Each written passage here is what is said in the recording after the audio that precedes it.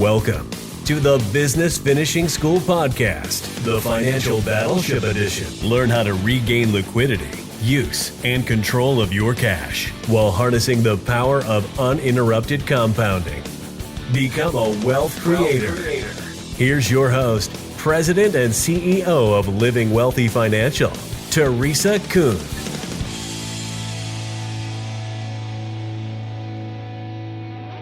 Hello, everyone. This is Rick Zappia with my partner, Teresa Kuhn. I love this topic because she gets so much leverage out of it. And as you know, we'd like you to implement simplicity, probability, and leverage. Today, we're going to talk about objectives-based financial decisions. Objectives-based financial decisions. We have met so many people over the years, Teresa. Collectively, I think we have 60 years of experience in finances dealing with human beings and their money. And so often, the vast majority of the time, we see people focused on the weeds and never the tree and really never the forest. And the way that analogy works is you could be on the ground looking at the weeds, or you could zoom out, look at the tree. You can zoom out further and look at the globe from a distance. And our perspective on all of this is we want you to zoom out and look at what do you really need to do in your life to have a fulfilling life in those four areas: faith, family, finances, and future. So we're going to focus particularly on some really simple things you can do with your finances so you can have the result that you want, which is the objective, right? So I'm going to start with a quote and throw it back to you. If you don't know where you're going, any road will take you there, by Lewis Carroll. If you don't know where you're going, any road will take you there. Well, culturally, we wake up in the morning, we don't hug our spouse or our kids. The first thing we do is make love to our cell phone. And it's just crazy that this is how our culture is, but we're just reaction machines. I like to say we're addicted to yes. Take the cell phone, flush it down the damn toilet. Or at least do what I do. I leave my cell phone in my car. I don't even bring it in the house. So I think part of our problem is that addiction to yes that forces us to take any road every day. We're just taking the road that everybody's on, reacting to crap. So how do you think people should approach this very important and delicate topic called their finances? Rick, it is something that I work with every single day. As you know, I still work with clients. This week alone, I can tell you I've had 3 conversations with wealthy, professional business owners, and they are focused on the weeds and not the big picture. I'll give you one example. I've got a client that is looking at all sorts of different strategies. He wants big picture. He wants some risk, he wants some money and safe money strategies. And he's asking questions about a product versus I'm asking him questions, how are you making decisions for what you want to do with your finances? What's your philosophy? What are your objectives? What are your rules? He had very specific rules for his risk. Fantastic. In fact, very few people do. He knew exactly what he wanted from his risk. He knew exactly what his risk tolerance was. He knew exactly how much he wanted to pay in fees. He studied this philosophy around investing, and it's worked extremely well for him. But when it came to the saving strategy, he really didn't have any rules. He didn't really know what he wanted to accomplish. And what we were able to filter out in the conversation was that he had become more conservative over time. He wanted income guaranteed, and he wanted access to his money in case he needed it, but he wanted conservative, guaranteed growth every single year. But when we first talked, it was all over the place. And so instead of going to the weeds, going to very specific product details, we chunked it up, and he walked away from that conversation with clarity and an action plan as to how he was going to split up, like you talk about your barbell strategy, split up his portfolio of assets into a risk bucket and a safe money bucket. Yeah, we talk about this often. We live in a world that's massively committed to chaos. And it's why there's over 6 billion pills consumed per month in America for all kinds of disorders. And the reason is we don't have a philosophy from which we're making decisions. And what you're talking about, something is so basic, but nobody does. If you're going to make financial decisions and you're going to focus on your safe money strategy, which you should have if your goal is maintaining and protecting your wealth, then you should make those decisions based on a philosophy. And that philosophy then becomes a formula that you execute on, as opposed to reacting to ads or doing Google searches or whatever else people are prone to do in this world of 40 hours a week staring at screens. So what would you say, Teresa, is the first step for people to focus on, because we're very focused on this, but for people to realize that they need a safe money strategy? What's the first thing they need to do to have that realization? And then what do they do after that? The first thing they should do is define their objectives. What is it that they're trying to accomplish? Most people do want a secure future.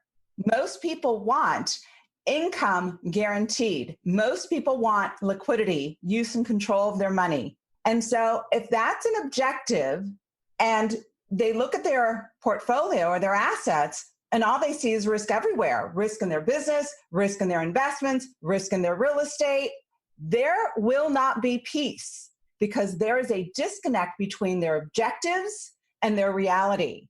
Until they get lined up with those two, with their objectives and their reality, they will not have peace. Once they do that, it's like you turn down the volume and the chaos and the conversation and the chatter in your mind, and you know you're on track. We are addicted to the dopamine, the hits. I had a conversation with another client this week. He's researching all sorts of real estate investment offerings that are out there. If you Google real estate investments, you're going to find hundreds, if not thousands, of different investment opportunities in terms of crowdfunding and in terms of portfolio management. I mean, there's just so much noise there. And we came back to, what is your objective? What are you trying to accomplish? Why are you thinking about real estate? How much money do you want to risk in real estate? All right, if that's the case, define your rules. Once you define your rules, then it's not a slick salesperson who's going to influence you in making a decision. It's going to be your rules that will filter out the investments that you make. And that's where you want to make your decisions from. Your rules, not somebody else. Because if you don't have your rules clearly defined, guess who's in control?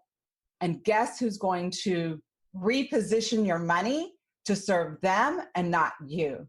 At the basis of what we're talking about here is a little known or a little explored or a little realized principle about life. And if you think about religion or you think about total life fulfillment, there's some really simple things that you can do. The people that I know are the most spiritually sound and happy and fulfilled are the people that have a regular spiritual practice. For example, they go to church every Sunday and they read the Bible every Sunday. And it's things that you do over the long haul and you repeat over and over and over. But our culture is all about the new, the next, the blinky shiny, and we're completely programmed to find something new and different. And yet it's simplicity, probability, and leverage, the three operating values that we promote, and putting a regular practice in place to revisit the same thing. If you met me 50 years ago, you would find out that I was talking about things like this 50 years ago as a kid, because the fact of the matter is these are universal principles. They're not mine. They're not yours. And so a universal principle is,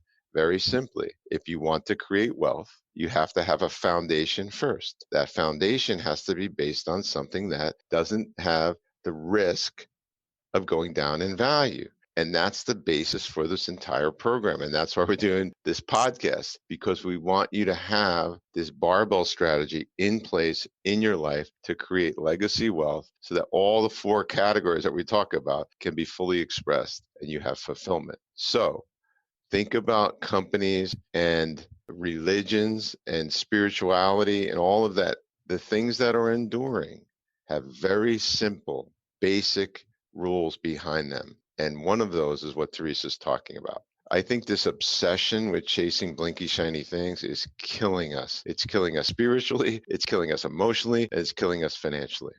It is. There's a focus on the blinky, shiny objects. It's like building a house and shopping for the windows and the doors and not being concerned with the foundation. How much sense does that make? It doesn't make any sense at all. When we're chasing the blinky, shiny objects, it's shopping for the windows, it's shopping for the drapes, it's shopping for the doors, and not really caring about the foundation.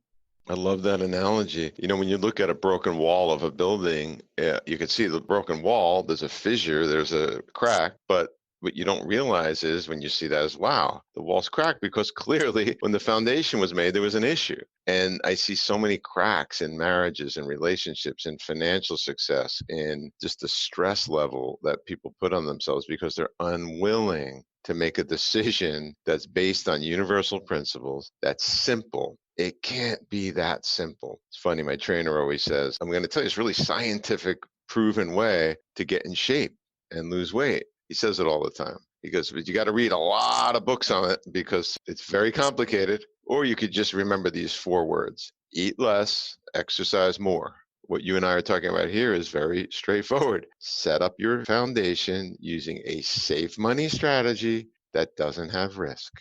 And that's where you start. And you put as much money there as possible, and then you start taking risk. And if you need to borrow against the foundation, fine, no problem. Just like you borrow against a house. If you want to improve your kitchen, you take a home equity loan out. It's very similar to that analogy. I can't make it any simpler. And I love your analogy. People are picking out the drapes before they build the foundation. And that is what is at the core of this issue in American life. Thanks for listening. Have a great day. Thank you for tuning in to the Business Finishing School podcast, where we teach you business growth simplified.